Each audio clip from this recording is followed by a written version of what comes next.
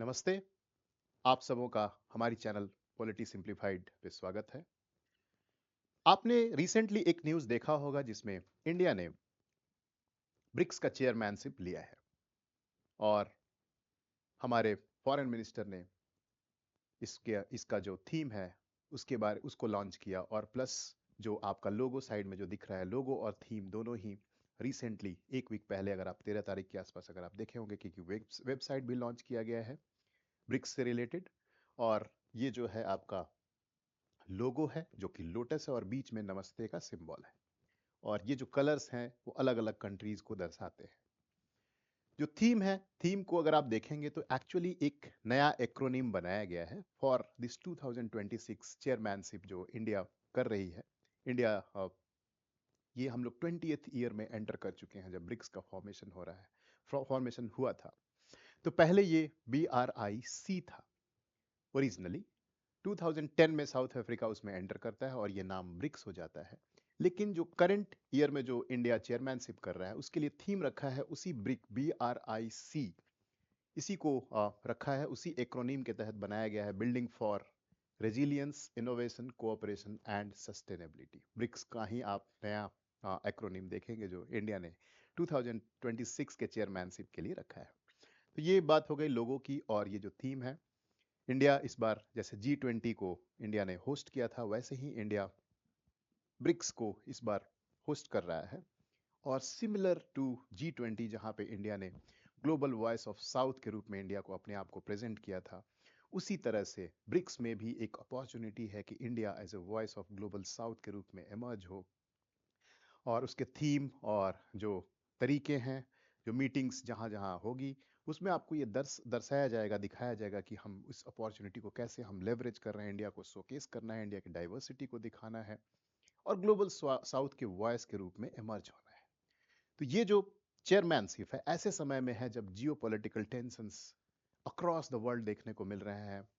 Trump के जो actions हैं वेनेजुएला में, या फिर ऑनगोइंग जो वार है रशिया यूक्रेन के बीच में, या मिडिल ईस्ट में जो टेंशन है इसराइल हमास को लेके, या फिर ईरान में अपराइजिंग्स हो रहे हैं, ईरान में यूएस ने अटैक करने की बात कही है। तो ये सब चीज़ें जो बदलाव हो रही है, इस बीच में ब्रिक्स के चेयरमैनशिप में अपॉर्चुनिटीज भी हैं तो उस चैलेंजेस भी साथ में है। क्या क्या चैलेंजेस हैं, कैसे इंडिया इसको नेविगेट करेगा, ये बहुत ही इंपॉर्टेंट ईयर है इंडिया के लिए अगर ब्रिक्स के चेयरमैनशिप की बात करें, क्योंकि ये एक ग्लोबल फोरम है जहां इसकी अगर ब्रिक्स की बात करें कि ब्रिक्स क्यों इंपॉर्टेंट है, तो अगर ब्रिक्स के कंबाइंड अगर आप जीडीपी को देखेंगे तो 40% जीडीपी, 40% अगर आप ये देखेंगे 40% ऑफ द ग्लोबल जीडीपी अगर कंबाइंड को देखेंगे, तो क्योंकि आज के डेट में कंट्रीज की जो संख्या है वो बढ़ चुकी है। कंट्रीज पहले 5 थे, 5 कंट्रीज होने के बाद अब देखेंगे आपकी 10 कंट्रीज हो चुके हैं। लेटेस्ट जो मेंबर है वो है इंडोनेशिया, जो 1 जनवरी 2025 को ज्वाइन किया, 1 जनवरी 2025 Indonesia became the 10th member of BRICS. अब आज के डेट में जो मेंबर्स हैं उसमें ईरान भी है, यूएई भी है, इंडोनेशिया भी है। तो अब 10 कंट्रीज का ये ब्लॉक हो गया है, इसलिए इसको हम लोग ब्रिक्स प्लस बोल रहे हैं। जब रशिया में हुआ था कजान में मीटिंग हुई थी, 16th ब्रिक्स मीटिंग, तो उस टाइम पे ये ब्रिक्स प्लस का कॉन्सेप्ट आया था। उसमें कई सारे कंट्रीज को बुलाया गया था, सऊदी अरेबिया को भी बुलाया गया था, अर्जेंटीना को भी बुलाया गया था। लेकिन समहाउ सऊदी अरेबिया बोला गया था कि ज्वाइन करेंगे, फॉरेन मिनिस्टर आए थे मीटिंग में, लेकिन ज्वाइन किया नहीं। अर्जेंटीना बैकआउट कर गया ज्वाइन करने से। तो अभी फिलहाल 10 कंट्रीज हो गए हैं। अब इस 10 कंट्री के ब्लॉक को अगर देखिए तो ये लगभग 50% ऑफ द ग्लोबल पॉपुलेशन है। इंडिया और चाइना है तो ऑलरेडी पॉपुलेशन आप देख सकते हैं, दो ही कंट्री लीडिंग पॉपुलेशन है, फर्स्ट और सेकंड वर्ल्ड में। ग्लोबल जीडीपी की बात करें in terms of PPP, purchasing power parity, तो 40% of the global GDP BRICS की है। और डेवलपिंग नेशंस की एक ग्रुपिंग है G7। G7 अगर आप जानते होंगे, G7 is the group of 7 most developed countries. पहले G8 था, उसमें रशिया भी था, रशिया को फिर उसमें निकाल दिया गया जब उसने 2015 में यूक्रेन के जो पेनिनसुला है उस पर अटैक किया। तो उसके बाद रशिया को निकाल दिया गया। अब G7 है जो कि मोस्ट डेवलप्ड कंट्रीज है, उनकी कंबाइंड जीडीपी से ज्यादा जीडीपी आज के डेट में ब्रिक्स की है। ब्रिक्स की जो जीडीपी है, अगर आप देखेंगे ब्रिक्स की जीडीपी G7 से ज्यादा है। G7 की जीडीपी से ब्रिक्स की जीडीपी ज्यादा है। तो इकोनॉमिक ब्लॉक के रूप में अगर आप देखेंगे तो ग्लोबली सबसे इंपॉर्टेंट अगर कोई ग्रुप है जो इकोनॉमिक माइट रखता है तो वो है ब्रिक्स आज के डेट में। और ये एक बहुत बड़ा रीजन है जो ट्रम्प कजान डिक्लेरेशन में एक बात हुई थी डी डॉलराइजेशन की, तो ट्रम्प ने धमकी दिया था कि अगर ये डी डॉलराइजेशन का स्टेप लेते हैं तो आपके ऊपर सारे कंट्रीज जो है उसके ऊपर 100% टैरिफ लगाएंगे। डी डॉलराइजेशन मतलब इंटरनेशनल ट्रेड में डॉलर का वर्चस्व है, डोमिनेटिंग पोजीशन पे है dollar. Most of the international trade is carried in terms in dollar currency. अब ये लोग बात कर रहे हैं कि लोकल करेंसी में ट्रेड करेंगे, डी डॉलराइजेशन की बात कर रहे हैं। तो कहीं ना कहीं डॉलर के वर्चस्व को, डॉलर के डोमिनेंस को चैलेंज कर रहा है ये ब्लॉक। और ये कोई ऐसा वैसा ब्लॉक तो है नहीं। यहाँ पे 40% ऑफ द ग्लोबल जीडीपी वाला वेट वाला ये ब्लॉक है। अगर ये डी डॉलराइजेशन करता है तो significant reduction in demand of dollar, demand of dollar decrease होगा तो यूएस का हेजेमोनी जो है वो चैलेंज होगा। यूएस का डोमिनेंस कहीं ना कहीं उसके ऊपर जो चैलेंज डायरेक्ट प्रहार करेगा अगर ये ब्लॉक डिसाइड करता है कि डी डॉलराइजेशन की तरफ जाए। तो इसकी वजह से इसका सिग्निफिकेंस बहुत ज़्यादा हो गया है और ग्रेजुअली इसमें मेंबरशिप बढ़ती जा रही है। तो ये ब्लॉक एक बहुत इंपॉर्टेंट ब्लॉक के रूप में इमर्ज हो रहा है। अब देखिए कि होस्टिंग स्ट्रेटजी क्या है। इंडिया ने जो होस्टिंग स्ट्रेटजी बताई है कि इसमें न्यू दिल्ली में अगस्त सितंबर के टाइमलाइन पे जो फाइनल जो मीटिंग होगी जिसमें कंट्री के हेड आएंगे, प्राइम मिनिस्टर प्रेसिडेंट जो भी हैं सब हेड आएंगे और उसकी मीटिंग होगी। उसके पहले 100 से ज्यादा meeting, 100 more than 100 meetings has to be held. और कहाँ होगी तो हम जैसे G20 में किया गया था उसी तरह से मोर देन 60 सिटीज में ये 100 मीटिंग्स को होस्ट किया जाएगा। इसका मतलब क्या है कि इंडिया अपनी डाइवर्सिटी को दिखाएगा। इंडिया की डाइवर्सिटी दुनिया को हम क्यों दिखाना चाहते हैं? ये एक बहुत ही सिग्निफिकेंट मैसेज हम देना चाहते हैं वर्ल्ड को कि आप इंडिया की डाइवर्सिटी को देखो। इतनी डाइवर्सिटी को इंडिया ने सक्सेसफुली हैंडल किया है थ्रू इट्स कॉन्स्टिट्यूशन और रूल ऑफ लॉ के जो तौर तरीके हैं उसके बेसिस पे हमने इतने डाइवर्सिटी को एक साथ यूनाइट करके रखा है, प्रिजर्व करके रखा है। और अकोमोडेटिव हमारे पास पॉलिसी है, प्रिंसिपल्स हैं। जिस तरह की डेमोक्रेसी को हम सेलिब्रेट करते हैं, अलग तरह के लोग हैं यहाँ पे, अलग डिफरेंट काइंड ऑफ लैंग्वेजेस बोलते हैं, डिफरेंट कल्चर के हैं, डिफरेंट रेस के हैं, और उन सब को हम प्रिजर्व करके एक कंट्री के रूप में, यूनाइटेड कंट्री के रूप में हम दुनिया को दिखाएंगे। तो ये किससे ये मैसेज जाएगा कि इंडिया जो है ग्लोबल जो डाइवर्सिटी है, ग्लोबल जो चैलेंज है, उसको ज़्यादा सक्सेसफुल तरीके से हैंडल करने के लिए कैपेबल है, एप्ट है। यानी इंडिया अपने यूनाइटेड नेशन सिक्योरिटी काउंसिल के मेंबरशिप को स्ट्रांगली पुश करने के लिए एक प्लेटफॉर्म है जहां वो दिखा सकता है कि if India can manage so much of diversity, India can manage global affairs successfully as well. तो इंडिया के पास ये कैपेबिलिटी है। तो ये 60 सिटीज भी एक मैसेज है वर्ल्ड को कि हम अपने डाइवर्सिटी को दिखाना चाहते हैं। हम उस चैलेंज जो हमें दिया गया था डाइवर्सिटी का, उसको हमने नेविगेट किया है मोर देन 75 ईयर्स सक्सेसफुली। हमने दिखा दिया कि हमारे पास पावर ट्रांजिशन स्मूथ होता है, डेमोक्रेटिक नॉर्म है, रेगुलर इलेक्शंस होते हैं, बिना वायलेंस के सरकारें बदल जाती हैं, स्मूथ ट्रांजिशन ऑफ पावर होता है। ऐसा नहीं कि सत्ता उखाड़ के फेंक दिया जाता है जैसे हमारे नेबरिंग कंट्रीज पाकिस्तान है, नेपाल है, बांग्लादेश है, इन सब जगहों पे श्रीलंका है। हमने उस डाइवर्सिटी को बहुत इफेक्टिवली मैनेज किया through rule of law, democratic तरीके से, कॉन्स्टिट्यूशनल मीन्स से।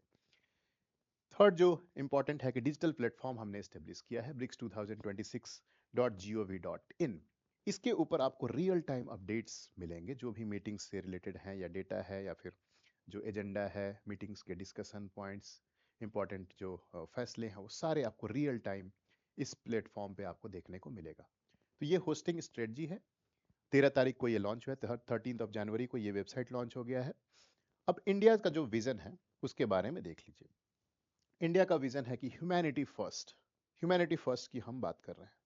ह्यूमैनिटी फर्स्ट को हम प्रमोट कर रहे हैं जिसमें पीपल सेंट्रिक, जनता को केंद्र में रख के फैसले लेने होंगे, फैसले लिए जाएंगे।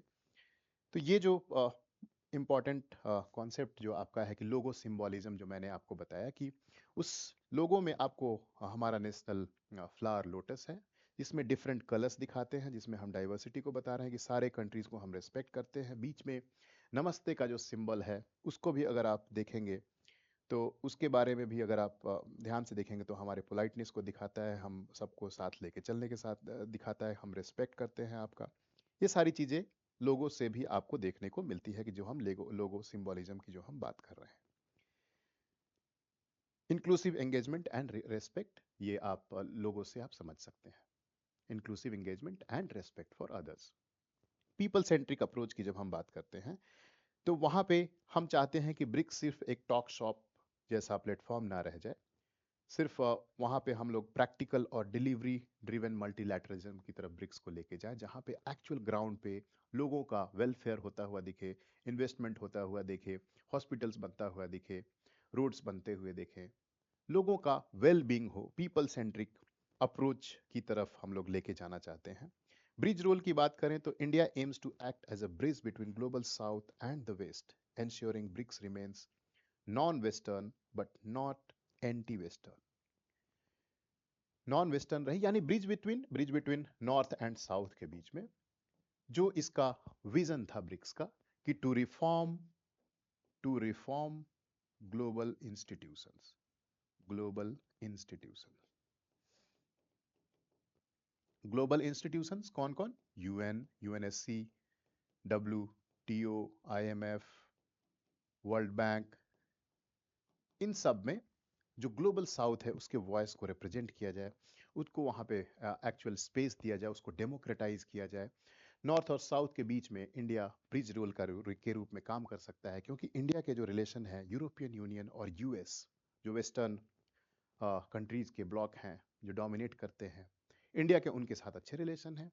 साथ ही साथ अगर आप देखें तो नाम के बैकग्राउंड होने की वजह से नॉन अलाइंड मूवमेंट जो अफ्रीकन कंट्रीज हैं, लैटिन अमेरिकन कंट्रीज हैं, एशियन कंट्रीज हैं, इनके जो ग्रुपिंग का India as a leader emerge हुआ था, उनके वॉइस के रूप में ग्लोबल प्लेटफॉर्म पे काम करता है। तो इंडिया एक ब्रिज की तरह काम कर सकता है दोनों के बीच में लिंकेज स्टेब्लिश करने का। जो वेस्ट जो इंस्टीट्यूशंस हैं उसको रिफॉर्म करने में इंडिया हेल्प कर सकता है, मदद कर सकता है। यूनाइटेड नेशन सिक्योरिटी काउंसिल में अपने मेंबरशिप को और पुश कर सकता है कि हम भी ग्लोबल साउथ को वहाँ रिप्रेजेंट करेंगे, उसके व्यू को रिप्रेजेंट करेंगे। तो ये इस तीन प्रिंसिपल के आधार पे आप ब्रिक्स के चेयरमैनशिप को आप देख सकते हैं इंडिया के, क्या इंडिया का जो अप्रोच होगा। 4 पिलर्स ऑफ अपॉर्चुनिटी जो हमने फर्स्ट स्लाइड में आपको दिखाया था कि ये जो थीम है, building resilience, innovation, cooperation and sustainability, इस चारों को देख लेते हैं हम लोग कि कहाँ पे क्या क्या बातें हो रही है।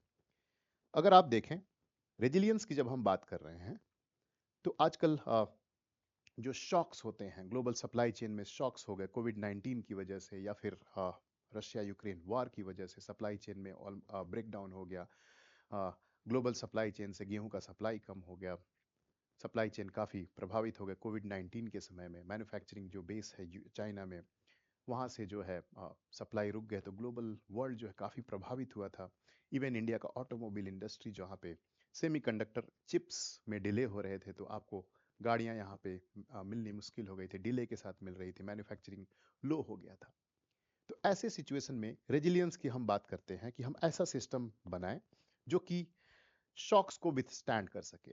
एटलीस्ट जो ग्लोबल साउथ के जो इंपॉर्टेंट पैरामीटर्स हैं, जैसे एग्रीकल्चर है, हेल्थ है, एनर्जी सप्लाई चेन्स है, ये रेजिलियंट रहें even at the times of war और इकोनॉमिक शॉक और शॉक लाइक कोविड-19।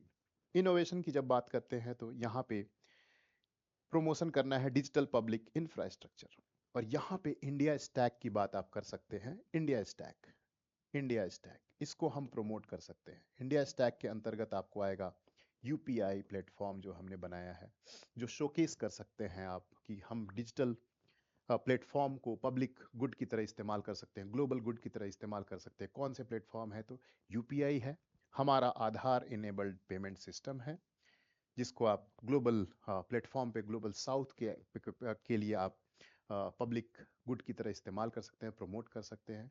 और ये काफ़ी आसान और सिंपल है, जो इमुलेट किया जा सकता है अफ्रीकन कंट्रीज़ में या फिर लैटिन अमेरिकन कंट्रीज़ में।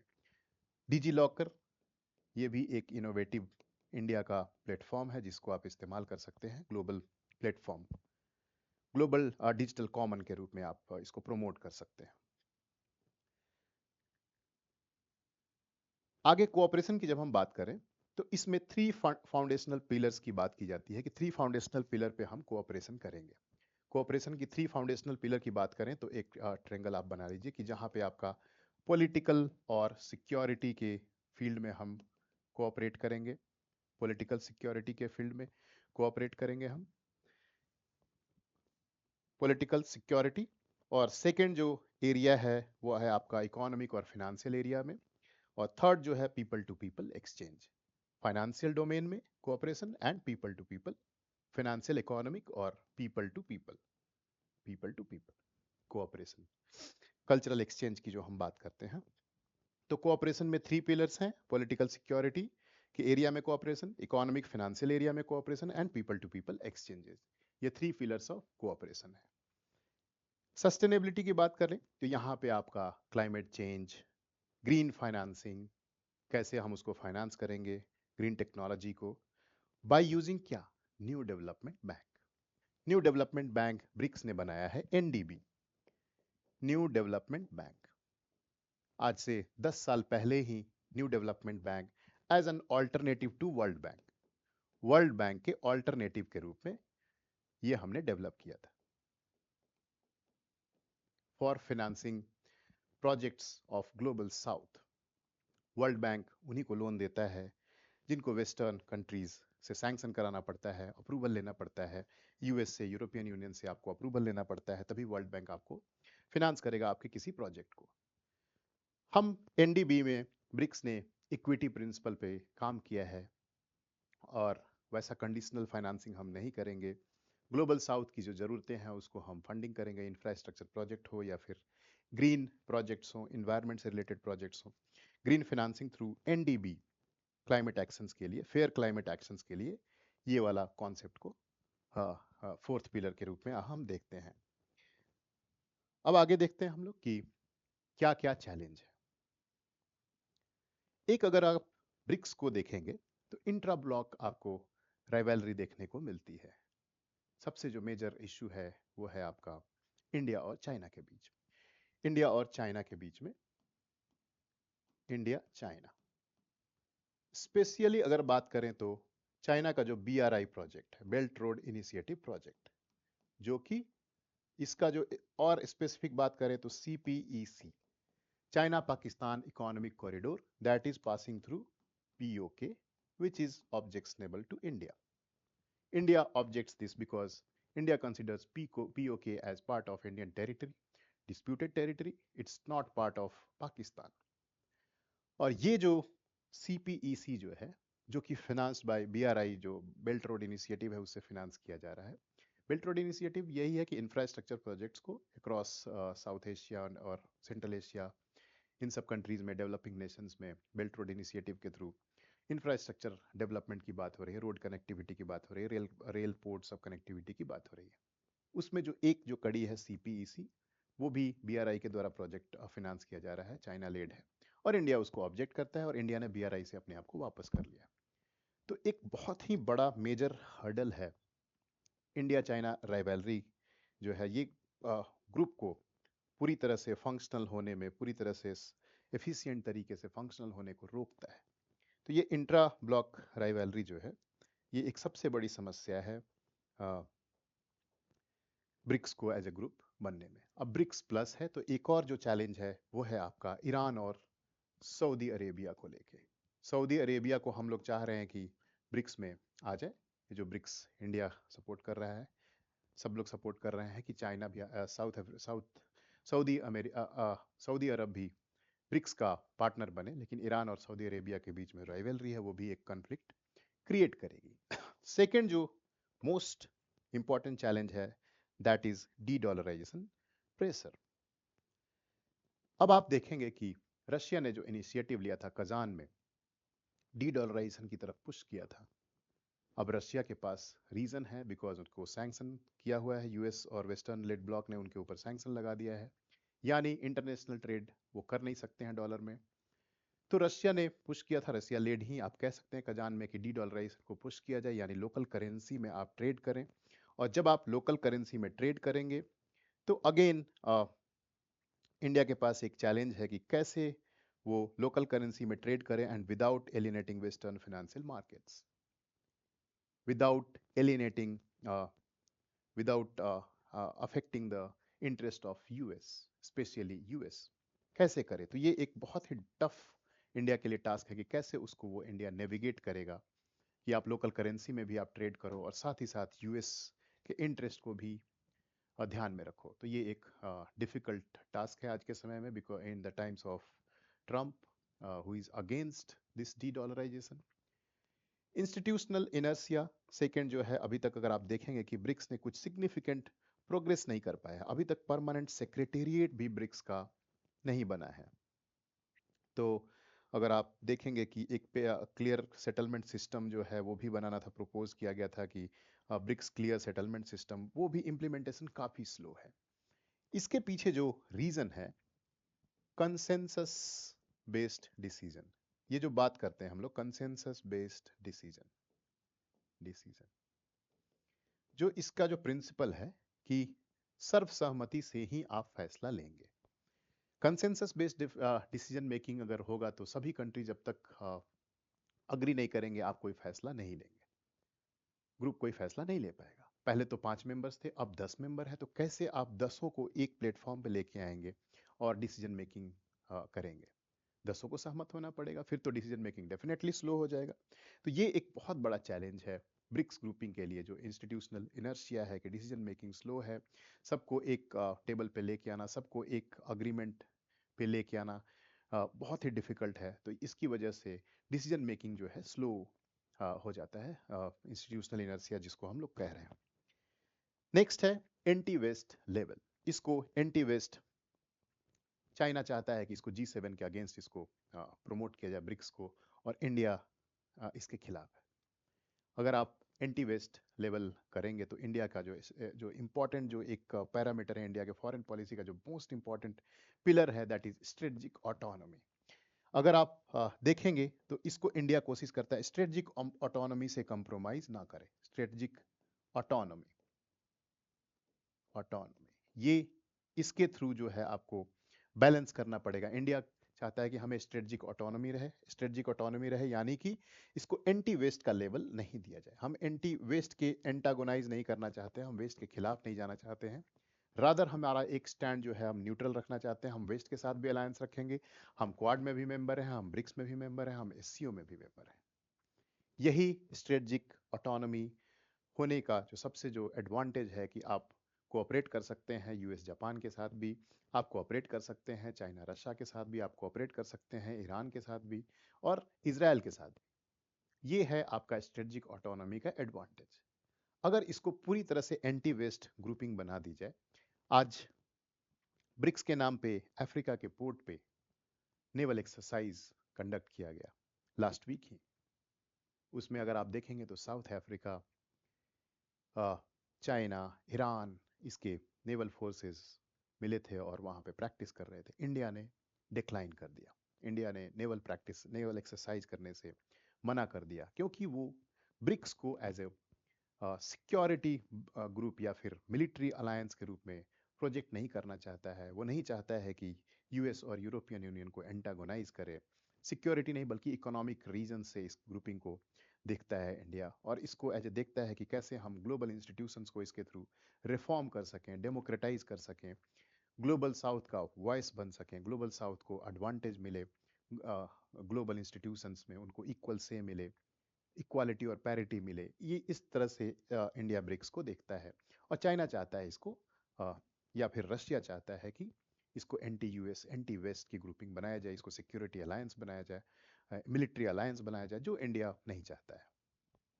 जियोपॉलिटिकल टेंशन अनदर बहुत बड़ा आज के डेट में अगर आप देखेंगे तो रशिया यूक्रेन वार, Israel Hamas Iran crisis, US Venezuela, ये सब जो टेंशन्स हैं, इस टेंशन में ब्रिक्स की समिट को रखना, इसके एजेंडा को तय करना और मीटिंग्स की बारीकियों को देखना कि कैसे इसको हम नेविगेट करें without affecting any party adversely. ये एक बहुत बड़ा स्ट्रेटेजिक चैलेंज है इंडिया के लिए, कैसे इसको नेविगेट करेगा ये समय हम देखेंगे, और देखेंगे कैसे ये नेविगेट करता है। कुछ जो नए जो डेवलपमेंट होने वाले हैं, न्यू डेवलपमेंट बैंक, जो जैसा मैंने आपको बताया कि वर्ल्ड बैंक के ऑल्टरनेटिव के रूप में इसको बनाया गया। इसमें कुछ डेवलपमेंट होने वाले हैं इस साल। तो एक तो इसका गिफ्ट सिटी ब्रांच खुल रहा है। गिफ्ट सिटी गुजरात में है। उसका जो पर्पस होगा, कि ये जो लेंडिंग करेगा, जो न्यू डेवलपमेंट बैंक जो लेंडिंग करेगा, ये प्राइवेट फर्म्स को लेंड करेगा, ना कि गवर्नमेंट को। गवर्नमेंट को तो लोन देते ही हैं, ये प्राइवेट फर्म को भी लोन देगा। Private firms in global south, private firms in BRICS nations, इनको फंडिंग करेगा, ताकि वो इंफ्रास्ट्रक्चर डेवलपमेंट में ग्लोबल साउथ में आप साउथ साउथ कोऑपरेशन के लिए प्राइवेट ग्लोबल कंपनीज को हम मोबिलाइज करें इन्वेस्टमेंट के लिए, डेवलपमेंट के लिए, इंफ्रास्ट्रक्चर डेवलपमेंट के लिए।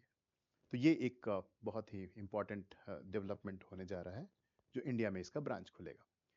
Second significant thing is INR bond issuance. वैसे डी डॉलराइजेशन की बात हो रही है, लेकिन अगर नेक्स्ट दो ये जो देखेंगे आप, आईएनआर बॉन्ड इश्यूएंस और 30% लोकल करेंसी का गोल 2026 में रखा गया है, ये दोनों डी डॉलराइजेशन को ही प्रमोट कर रहे हैं।